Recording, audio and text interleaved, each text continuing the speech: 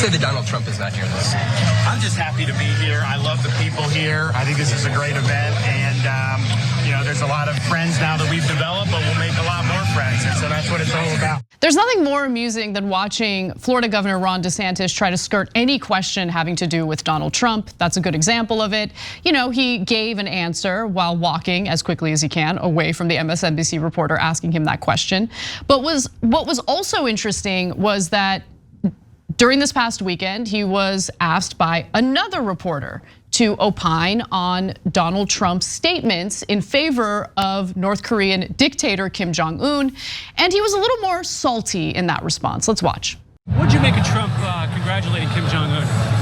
I was surprised to see that. I mean, I think one, Kim Jong-un is a murderous dictator. They just imprisoned for life a family, including an infant, which is just outrageous. And then the World Health Organization's a bankrupt organization. Like, Kim Jong-un's bad, but then joining that, we need to be getting out of that and rejecting the WHO lockdown treaty and not congratulating about being involved in the WHO. Do you think Trump has the temperament?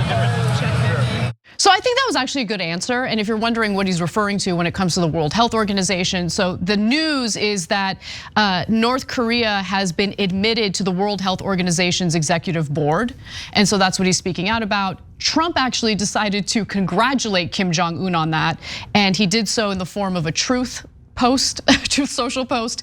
Congratulations to Kim Jong-un, his best friend that writes love letters to him, of course. Yeah. So look, here's the deal.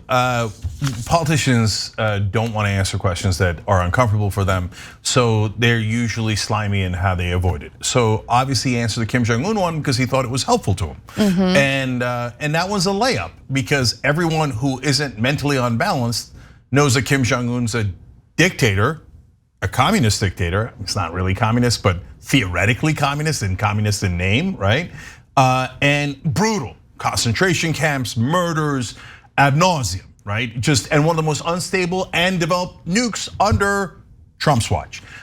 So that's an easy one to target because, like, what is Trump doing? I mean, I don't even think MAGA's like, oh yeah, you're a communist dictator. I mean, if he can get MAGA to treat, applaud a communist dictator, then I got hats off to him. Biggest, most successful cult in world history. I mean, right? It is miraculous. Like, it is shocking how he can convince his supporters to support things that historically they've been pretty aggressively against. And in fact, just to go back to your point about, like, you don't know how he does it, how many MAGA voters support this ideology or this take on Kim Jong-un. Let's bring that truth back up, that Truth post back up, because if you look at it, at the time that we grabbed that screenshot, more than 6,000 people liked it.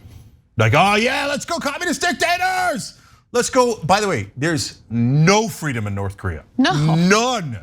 None. You cannot ever say anything against the dictator. You can't do what you want in life. You can't, every part of your life is controlled by a literal tyrannical government. It's the exact opposite of what MAGA claims, but the minute the cult leader says it, okay? So I'm curious, I don't know if it'll become a big issue, but if it becomes a big issue, do more Republicans side with DeSantis or Trump on this?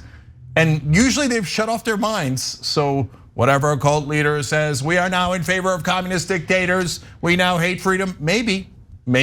It's an open question. But anyway, as far as politics goes, it's an easy layup for DeSantis to hit him on that. But I will say this, DeSantis is wrong about one thing, the World Health Organization. They are wildly imperfect. They've got many things wrong, okay? But what are we gonna do, not have a World Health Organization? So then when there's pandemics and epidemics that affect all of humanity, we're like, nah, we're not gonna coordinate. That's insane. And that's a typical insane reaction that the right wing has. So I wanna go back to Trump's statements about Kim Jong-un, because after he received some backlash from other GOP candidates, by the way, it wasn't just Ron DeSantis who said what he said there. Nikki Haley also condemned Trump's statements. A Trump campaign spokesperson came out to, of course, defend Donald Trump, and get a load of this. He said this: President Trump achieved peace through strength.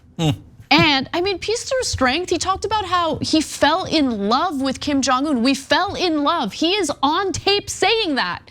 He talked about how they write love letters to each other, literally. You can look it up, guys. It's literal. And since it comes from the mouth of the cult leader, you should believe it, right? Because we didn't say it. You could see on tape him saying it. And by the way, strength, he developed nukes under Trump's watch. That's right. That's actually the definition of weakness. So he continues to say in this statement, as a result, no new wars were started under his presidency. That's because you didn't push back at all. I mean, they're good. I'm glad. I don't want wars. But I mean, you didn't push back against his nukes 1%. Right. I mean, Trump brought us to the brink of war with North Korea with his social media posts. And then gave up and said, oh, never mind, they developed the nukes. And then he took a trip to North Korea. They hung out. They started sending each other love letters. Holding hands. Okay, so that's peace through strength? Okay, all right. On the other hand, Ron DeSantis is a puppet of the establishment warmongers and doesn't have the strength, fortitude, or will to stand up against America's adversaries. In Iowa, there were far better candidates than DeSantis who didn't come across as an awkward and wooden swamp-like knockoff of Jeb Bush. That part is correct. Yeah, that's pretty funny. So I appreciated that very last sentence, but that was about it. We're the fairest show in America. We just say, like if advantage Trump, we'll say advantage Trump. Advantage DeSantis, we'll say it, right?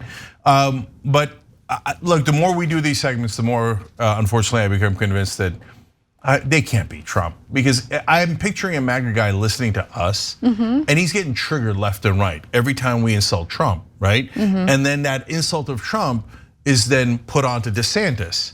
And you cannot criticize, like it's like an apostle criticizing the Messiah. It's not gonna work. You're just gonna be considered a Judas, right? They're not gonna knock off their prophet. So, God damn it, unless something like terrible, unexpected, actually in jail with handcuffs, etc. No, even that. Even then. But Cenk, Trump is big time favorite on the Republican side. I think part of the issue with the left, especially when Trump was president, was just this hyper focus on trying to persuade hardcore fanatics of Trump that he's a bad guy. I think the only thing you can do on the left is fight to ensure that you have a good candidate. And we're not doing that. Well, and when I say we, I don't mean here at TYT. I mean the Democratic Party as a whole has decided that no, obviously Joe Biden needs to not only run for re-election, but win re-election. And we're not having a conversation about any other primary candidates at all. We're not gonna have any debates. That is an issue, because you can't control the other side, but you can strategize when it comes to your own side. And there's very little of that happening, if any at all. Yeah, well, that's definitely true. But to be fair, nobody's running, so that's our fault. I mean, Jesus, Biden is the worst candidate. He's sitting at 35%. He's a sitting duck. Trump's almost definitely going to win the Republican side, which means he's almost definitely going to win the presidency again, if nothing changes. That's a giant if, right? But right now, nothing's changing. And Biden can't win. He's at 35%. He's 15 points lower than when he was in the last contest, and he almost lost the last contest in the swing states. We are, right as things stand, we are in massive trouble. Thanks for watching The Young Turks, really appreciate it. Another way to show support is through YouTube memberships. You'll get to interact with us more. There's live chat, emojis, badges.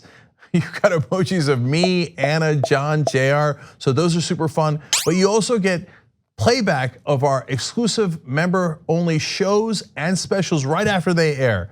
So all of that, all you gotta do is click that join button right underneath the video. Thank you.